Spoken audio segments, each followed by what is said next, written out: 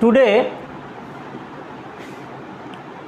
I will discuss about a topics that is articles. Articles is in your syllabus both of the students class 5 and class 6. So both of the students of this class will follow. Article আজকে আলোচনা করব তোমাদের class 5 এর এবং 6 এর সিলেবাসে article আছে, তোমরা মন দিয়ে একটু দেখবে। তোমরা জানো অনেকেই আর্টিকেল, তো আর্টিকেল দুভাগে ভাগ করা যায়। একটা হচ্ছে ডেফিনিট আর্টিকেল,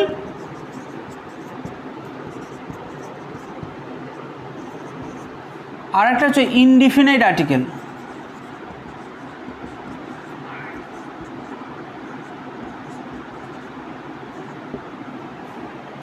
ডেফিনিট আর্টিকেল আর একটা হচ্ছে ইনডিফিনিট আর্টিকেল।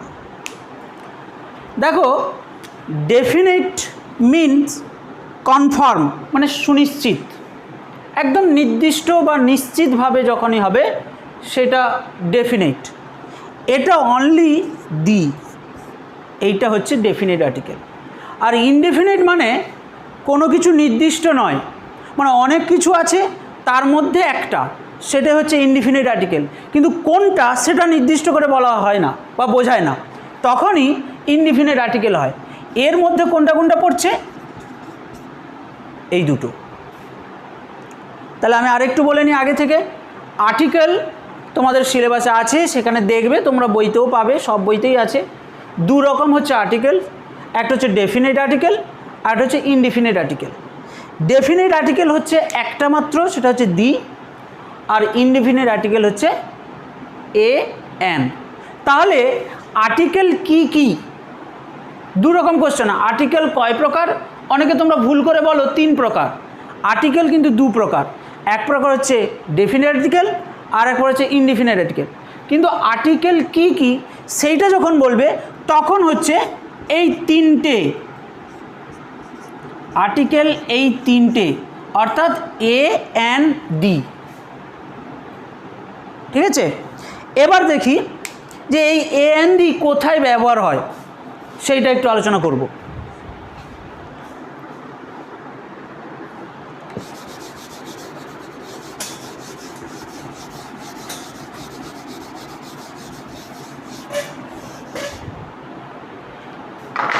তো আর্টিকেল কোনটা সেটা আলোচনা করতে গিয়ে আমি একটু তোমাদেরকে রিমাইন্ড করিয়ে দিই যে ভাওয়েল কি কি।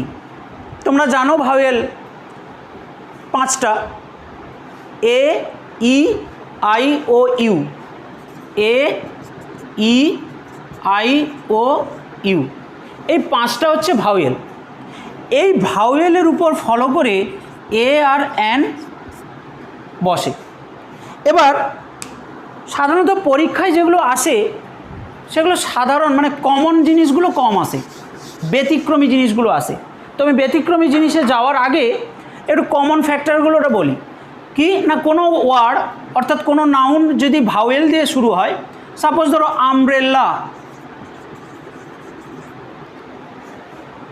ফার্স্ট ভাওয়েল দিয়ে শুরু, তাহলে মনে রাখবে ভাওয়েল দিয়ে শুরু হলে এন, তার আগে আর্টিকেল কি বসবে? এন। এটা মনে রাখবে, ভাওয়েল দিয়ে শুরু হলে তার আগে এন। ঠিক একই রকমভাবে আরও যদি কিছু হয় ভাওয়েল দিয়ে, ধর অমলেট, আমরা অমলেট খাই, অমলেট, সে অমলেটের ও, এটাও ভাওয়েল, এর আগে এন অমলেট। ঠিক আছে, এবার তাহলে ভাওয়েল যদি না থাকে তাহলে কি হবে? না, তাহলে অবশ্যই এর অপোজিট মানে এন হবে। ভাওয়েল না থাকলে কি না, ভাওয়েল না থাকলে ধরো একটা ওয়ার্ড বললাম যে ক্রো, ক্রো, তাহলে হবে এ ক্রো, এ ক্রো। ঠিক আছে, ঠিক ধরো হেন, তাহলে এটা কি হবে? এ, কারণ এই ক্রো এর সিটা কি? ক্রোয়ের সিটা কনসোনেন্ট, ভাওয়েল নয়। আর এইচের এইচ, হেনের যে এইচ, এটাও কনসোনেন্ট, ভাওয়েল নয়। তার আগে বসছে এ। তাহলে মানে একদম নর্মালি যে নিয়ম, যেটা সাধারণভাবে ব্যবহার হয়, সেটা হচ্ছে যে ভাওয়েল থাকলে তার আগে এন, আর কনসোনেন্ট থাকলে তার আগে এ। কিন্তু মজার ব্যাপার হচ্ছে, এটা তো সহজ, আমরা পরীক্ষায় এক আধটা যদি এইরকম সহজ নিয়মের মধ্যে পড়ে, তাছাড়া বেশিরভাগই যে নিয়মগুলো পড়ে সেটা হচ্ছে যেগুলো ব্যতিক্রমী নিয়ম। তো এখন আমরা যাই এই এ আর এন এর ব্যতিক্রমী নিয়মটার দিকে যাই।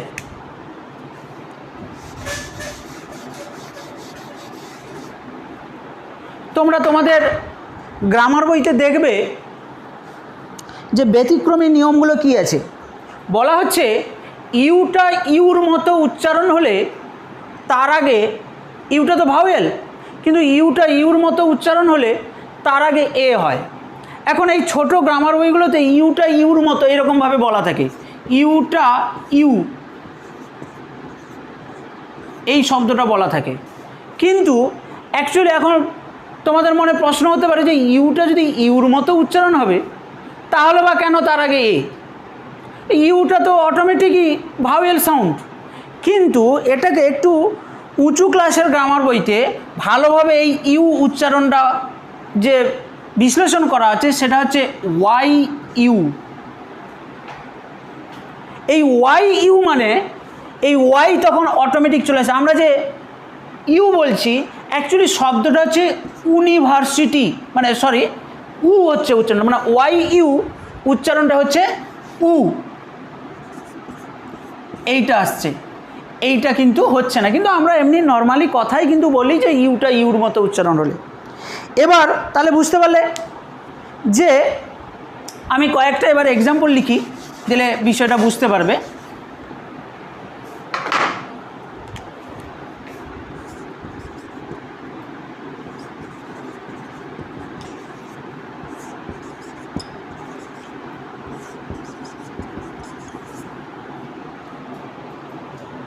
দেখো এইরকম যে ওয়ার্ডগুলো আছে, ইউনিভার্সিটি উচ্চারণটা আমরা বলি বটে, কিন্তু অ্যাকচুয়ালি উচ্চারণটা হচ্ছে ইউনিভার্সিটি, ইউনিয়ন, ইউনিটি। কিন্তু নর্মালি আমরা বলি ইউ, ইউটা ইউর মতো উচ্চারণ হলে অবশ্যই এন হওয়ার কথা, কিন্তু উচ্চারণটা একটু ভেঙে, আমি যেটা দেখালাম আগের বারে, যে ভেঙে এইভাবে হচ্ছে, ওয়াই এসে যাচ্ছে, যার ফলে এইগুলোর আগে এ না হয়ে হয় কি, এন না হয়ে হয় a. A university, a union, a unity, এইভাবে। ঠিক আছে? অর্থাৎ কোনো ওয়ার্ডের প্রথমে আবার ইউরোপিয়ান, এবার এখানে ই আছে ভাওয়েল, কিন্তু উচ্চারণটা এসে যাচ্ছে কিন্তু এই রকম, ইউ, ইউর মতো উচ্চারণ হচ্ছে, যদিও ই আছে, ই ইউ মিলে উচ্চারণটা হচ্ছে ইউর মতো উচ্চারণ হচ্ছে, সেই জন্য এর আগেও কিন্তু এ হবে, এন হবে না। বুঝতে পারলে? মনে রাখবে, যদি কোনো নাউনের ফার্স্ট লেটার ভাওয়েল থাকলেও উচ্চারণের সময় যদি উ উচ্চারণ হয় বা ইউ উচ্চারণ হয়, তার আগে এন হওয়ার কথা, কিন্তু এন না হয়ে হবে কি, এ হবে। ঠিক আছে? এবার একই রকমভাবে তাহলে দেখলে যে ভাওয়েল থাকলেও এন হচ্ছে না, এ হচ্ছে। এবার একই রকমভাবে আমরা কনসোনেন্ট থাকলেও এ হচ্ছে না, এন হচ্ছে, সেটা দেখব।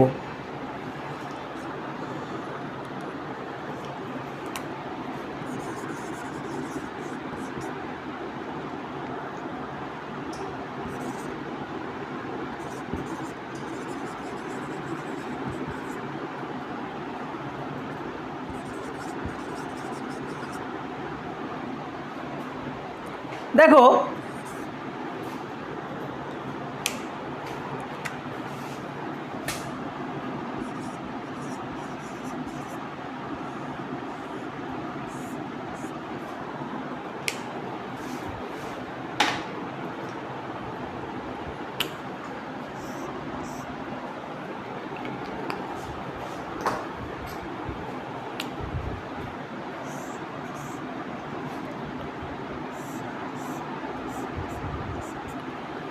দেখো এই ওয়ার্ডটাকে আমি নিচে না লিখে একটু আলাদা জায়গায় লিখেছি, খেয়াল করে দেখো। 4টা ওয়ার্ড লিখেছি, প্রনাউন্সিয়েশনের উপর একটু ডিপেন্ড করছে, সেটা বোঝার উপরে। First letter H. এইচ তোমরা জানো এটা কনসোনেন্ট, মোটেই ভাওয়েল নয়, কিন্তু এইচকে কনসোনেন্ট হলে, এইচ যে কনসোনেন্ট হলে তার উচ্চারণে হ উচ্চারণটা হয়, যেটা এই হাউসের ক্ষেত্রে, এই যে এই শব্দটা আমরা কি উচ্চারণ করছি, হাউস, হ হচ্ছে, এই হ প্রনাউন্সিয়েশনটা হচ্ছে কনসোনেন্ট। কিন্তু এই এইচটার প্রনাউন্সিয়েশন কিন্তু হ নয়, অ, অনেস্ট, অনারেবল, অনার। তাহলে দেখো কনসোনেন্ট হলেও উচ্চারণটা কি হচ্ছে, অ হচ্ছে, অ, যার ফলে এটার আগে কি হবে, অ্যান হবে। আর এটা একই সেই এইচ, কিন্তু এর উচ্চারণটা হ হচ্ছে, হাউস, সেই জন্য এর আগে কি হবে, এ। তাহলে বুঝতে পারলে দুটো প্রনাউন্সিয়েশনের ডিফারেন্স। এটা কনসোনেন্ট হলেও এর উচ্চারণ অ হচ্ছে, অনেস্ট, অনারেবল, অনার, যার জন্য তার আগে অ্যান, ভাওয়েলের মতো উচ্চারণ হচ্ছে। অটা ভাওয়েল সাউন্ড, বাংলায় যেটাকে স্বরবর্ণ ধ্বনি বলা হয় সেটাই হচ্ছে অ, এবং সেটাই হচ্ছে ভাওয়েল সাউন্ড। আর বাংলায় যেটাকে ব্যঞ্জনবর্ণ বলা হয় সেটাই হচ্ছে ইংলিশে কনসোনেন্ট। তো কনসোনেন্ট সাউন্ড হলে তার আগে এ, ভাওয়েল সাউন্ড হলে তার আগে অ্যান, কিন্তু হতে পারে সেটা কনসোনেন্ট, কিন্তু উচ্চারণটা যদি ভাওয়েল হয় তার আগে অ্যান হবে। এই হচ্ছে ব্যতিক্রম। এছাড়া আবার আরও কিছু ব্যতিক্রম আছে, যেমন আমি তোমাদের আরও কয়েকটা ব্যতিক্রমের কথা বলি। যেমন ওটা ওয়ার মতো উচ্চারণ হয়, ওয়ান আইড ডিয়ার। এই যে ওয়ান, ওটা ওয়ার মতো উচ্চারণ হলে এর আগেও এ হয়। ওটা যদিও ভাওয়েল, কিন্তু ভাওয়েলের আগে তো অ্যান বসার কথা, কিন্তু ওটা ওয়া উচ্চারণ হয়ে যাচ্ছে, সেই জন্য তার আগে হবে এ। এবার আমি বেশ কয়েকটা এক্সেপশনাল যেগুলো হয় সেগুলোর আমি একটা লিস্ট করে দিচ্ছি, মোটামুটি তোমরা তুলে নিতে পারো, সাধারণত পরীক্ষায় যেগুলো আসে।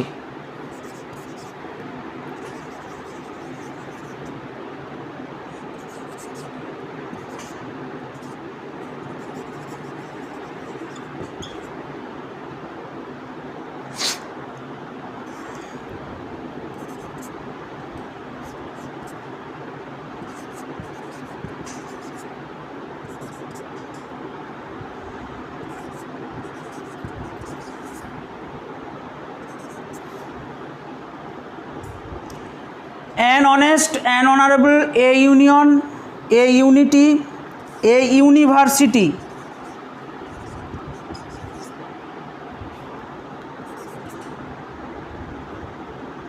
a one-eyed deer, a one rupee note,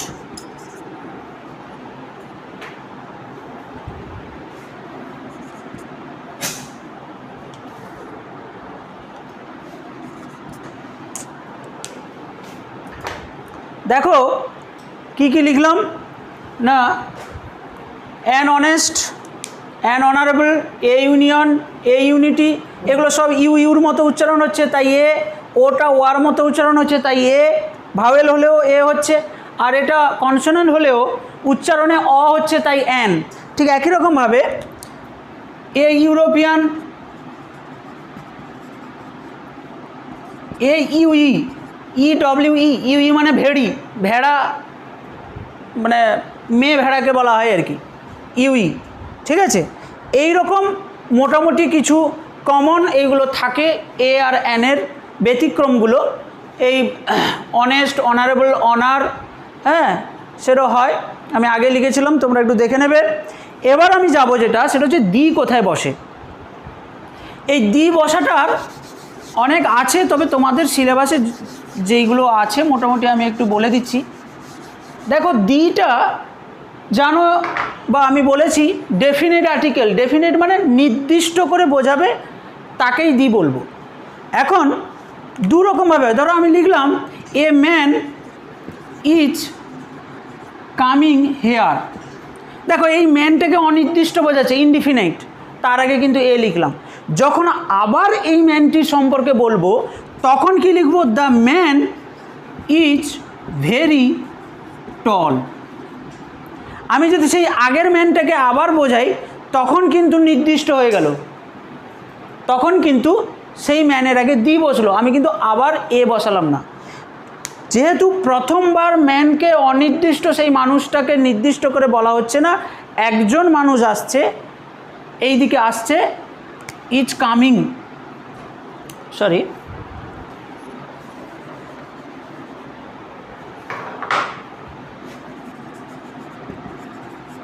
is coming, একজন মানুষ এই দিকে আসছে, মানুষটি হয় ভেরি মানে টল, খুব লম্বা।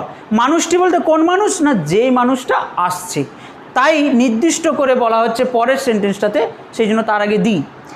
এছাড়া তাহলে মনে রাখলে যে কমন নাউনের ক্ষেত্রেও, হ্যাঁ, কমন নাউন বা মেটেরিয়াল নাউন, যেগুলো সাধারণত লিকুইড হয়, লিকুইড তরল মেটেরিয়াল নাউন, এইগুলোর ক্ষেত্রে অনেক সময় দি বসে।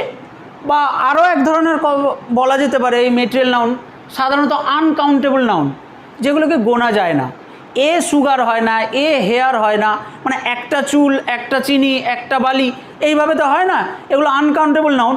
এই আনকাউন্টেবল নাউনের ক্ষেত্রে দি হয়, দা সুগার, দা হেয়ার, এইভাবে বলা হয়। এছাড়া সাধারণত তোমরা দেখবে যেগুলো পৃথিবীতে একটা মাত্র আছে, পৃথিবীতে একটা মাত্র আছে কি? সান, মুন, ঠিক আছে, সান, মুন, আর্থ, ঠিক আছে, এগুলো সবগুলোর আগে দি বসবে। আবার অনেক কিছু আছে যেগুলোকে একটু ভারিত্ব বোঝায়, মানে একটু ক্ষমতাশালী বোঝায়, সেগুলোকে আবার সুনির্দিষ্ট করে বোঝাতে গেলে তখন আবার দি বসে, ঠিক আছে। আর সহজ উপায় যদি আমরা দেখি, যদি দেখো যে কোনো নামের ফার্স্ট লেটার ক্যাপিটাল, তার মানে ওটা প্রপার নাউন, তাহলে প্রপার নাউনের আগে অনেক ক্ষেত্রে দি বসে। যদি কোনো ব্যক্তি না বোঝায়, কোনো ব্যক্তির নাম না বোঝায়, তাহলে অনেক ক্ষেত্রে তার আগে দি বসে। কারণ এই যে সান, সানের এস ক্যাপিটাল হয়, ঠিক আছে, মুন যেহেতু একটাই, মুনের এমটা ক্যাপিটাল হয়, আর্থের ই ক্যাপিটাল হয়, তো এইগুলোর আগে দি বসে। তাহলে বুঝতে পারলে? ঠিক আছে, মন দিয়ে পড়বে। চলো আর বেশি